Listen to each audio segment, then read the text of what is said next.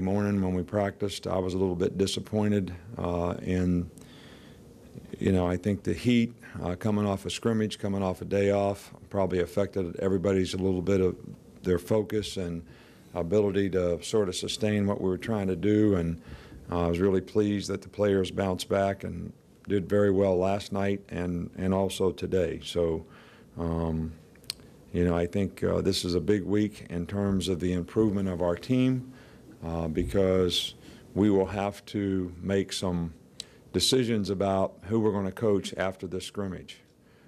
I think some guys are getting a lot of reps, right now, especially in the secondary. That's probably good for their development, with D and DeQuan out in the secondary, two guys that probably would for sure be in the two deep, and both guys that had opportunities to be starters. Andre Billingsley is day-to-day with an ankle sprain, and Blake Sims dislocated a toe or something in the scrimmage, and nobody knows exactly how long any of these guys are going to be out. I don't think they're out long term. D. Milton's got an ankle sprain too. His may be a little bit more significant than some of the others. School starts tomorrow, which is really important for our players to do the right things when it comes to academics. We've been pleased with what we've been able to accomplish here academically in terms of graduation rate, freshmen making all SEC honor roll, trying to get the players to understand the importance of getting an education relative to the significance that it has on the quality of their life. So the routine will change a little bit for them. We still, yesterday and today is just like camp, tonight's just like camp, but tomorrow when school starts, they're on a different program, and it's kind of the in-season program. We start a little later, we practice a little later, and so it's always a little bit of a transition when you make this change, but hopefully we'll show some maturity in how we do it, the habits that we can develop and the routine that we can develop as a team. I know there were some questions about DJ not being out there last night. He was sick.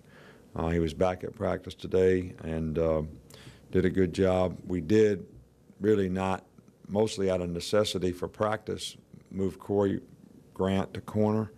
That is not a permanent move. It is a sort of just evaluate what his chances might be to play that position.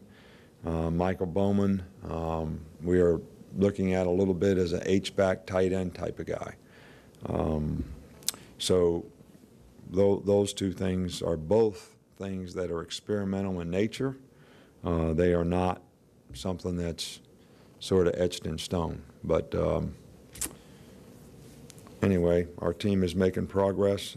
I think that maturity is going to be a real key because we're going to play a lot of young guys in a lot of critical positions, and how they mature and how they play is going to determine, how much we can improve as a team in the short term and probably as the season progresses.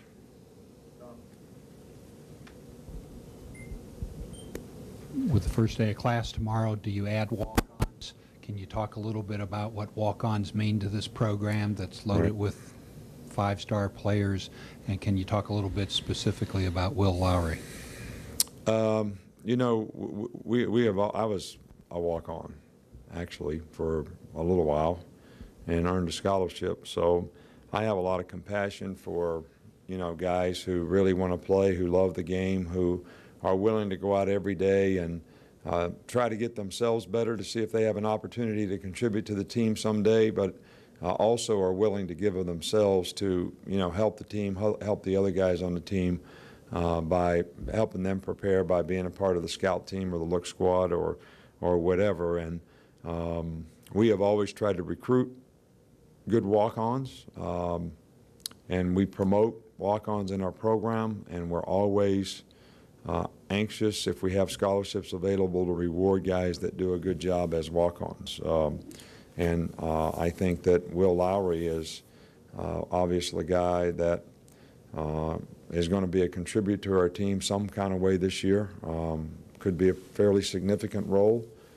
He's been with the program for a couple years and has learned a lot and has, developed nicely as a player.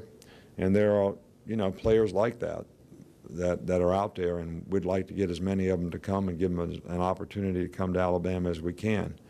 You know, Hardy Buck is another guy that might have a chance to, you know, contribute on special teams, and you know, we have a walk-on kicker that could contribute. We have a walk-on punter who could contribute. So, and there are other players that we're actually looking at, some just on special teams, but that do a very, very good job for us every day. And it's an important part of the program because it gives you the depth to get the repetitions that you need in practice when you're preparing for a game, which I think can be a tremendous advantage, you know, to helping prepare, you know, your players that are going to play in the game. And can you also comment on Chance Warmack, who got some playing time as a freshman, which is unusual for an offensive lineman?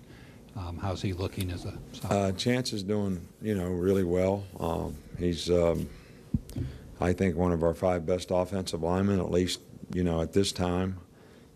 He's a powerful guy. He's explosive. He's gained a lot of confidence. He's playing beside somebody who is a smart guy who really can, you know, pretty much make the calls for him, which I think makes him feel more comfortable. But he has been a very consistent performer for us all through the spring and all through this fall camp. Coach, last year when the flu virus got into the locker room, it happened right after fall classes began. With fall classes starting tomorrow, do you have any concerns in that regard? And is there anything that can be done preemptively to help protect the players? Well, is there a problem with the flu this year? Or are we not just that I know of. Well, not that I know of either. So are we just creating something? No. I mean, I got lots of stuff that's a real problem that I need to deal with every day. All right, so I ain't thinking about making one up. Fair enough. But if there is a problem with the flu, I thought we did a very, very good job last year. Our medical staff, our training staff, our doctors did a really good job with the protocol that they used to minimize the effect that it had on our team. And I'm sure if there was an issue in the future, we would use some of those same things that were successful and try to improve on those as much as we could so that we wouldn't have a problem on the team. Coach, you mentioned maturity, and yesterday in practice, I really noticed Marcel Darius coaching up his teammates. He was talking to the guys. He was like, you know, if this guy during the drill is not going to be in the sun, in the shade, you can't be in the shade. And, you know, he was right there coaching them all up. I thought his leadership was really remarkable. I'm just interested if you would comment on his maturation, considering everything that's happened with his mom and then what's ongoing off the field. Right. Well, you know, Marcel really hasn't shown a lot of signs of, you know, a guy that's not focused on the right things when it comes to what he needs to do to be a good football player individually. But he's also been pretty selfless in trying to influence and impact, especially the other guys in his group. And I think his example has been good, and he's played fairly well, although, you know, we do want his weight to come down a little bit, and I think he would be even more effective. But, you know, he's not been a guy that has showed a lot of signs of being distracted and not trying to do things the right way, even though there are some circumstances out there that could affect his future, and he has done a really good job of affecting the other players. Hey, Coach, I was going to ask about yellow fever, but I don't think I will. The what? It's a joke. Following up on special teams from the scrimmage, you mentioned using Shelley was a little more accurate. Cade maybe had a little more leg. Would you use 2 kickers like that? Would you carry 2 kickers, use 2 kickers like that during the season? And then more generally, after looking at the film of the scrimmage, how do you feel like the special teams work went? Right. Well, I think that we really need to make progress on special teams. I think that to answer your first question, if we needed to use 2 kickers, we certainly would.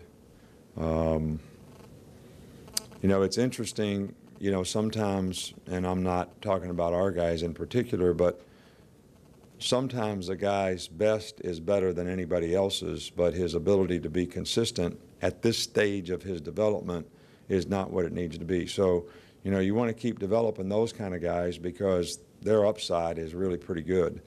And I think all the young guys that we have right now are probably in that boat. You know, their best is better than maybe most people, but their ability, confidence, belief in themselves, ability to do it in a critical situation, focus, whatever it is, experience, they may not be able to do that on a consistent basis yet. So we're encouraged by their ability, but we got to keep working through trying to get them to be more consistent. And that's true with both. We have two punters that are very competitive, right now as well, both freshmen. If you watched them kick in specialty, you would have said, Ray Guy's twin brother is here, and then they get out there when, there's people around them and they're not the same. Well, that's, to me, confidence, belief in yourself, understanding, trust, that other people are going to do what they need to do so that you can do what you need to do in a rhythm that is comfortable to you to be productive. And, it's probably a lot like a golf swing. When you try to hit it hard or swing it hard, you don't hit it very well. And when you stay in the right rhythm, you can be pretty good. And I think these guys have to learn how to do this in critical situations. From a returner standpoint, I'm really pretty pleased with Julio, and Mays has developed nicely. We've got several other guys on the team that probably could do it as well. That's punt return and kickoff return. Trent's really good. Julio's a good off returner, and Mark could do it, and Mays could do it, and Hanks could do it, and I mean we've got quite a few guys that could do that part of it. But the teams themselves, I think we got a lot of new faces on some of those teams. I like some of the players that we have on them, but there's going to be some young ones on those teams too. Coach, when you expand the roster with the start of the fall semester, will Robbie Green return to practice, and if so, what is his role this year? Right. Well, Robbie Green we would have brought Robbie Green to fall camp as one of the guys on the team. Robbie Green needed to get his tonsils taken out. He's needed that probably for a while, and so we thought this was a good window for him to do that. When he finished summer school, he was here, worked out with the team and all that all summer, did all the stuff. But we just thought this would be a good window for him to do that in. And then we could bring another able-bodied guy in to sort of take his reps. But he will work. We will coach him throughout the season. We will develop him as a player to play in the future here.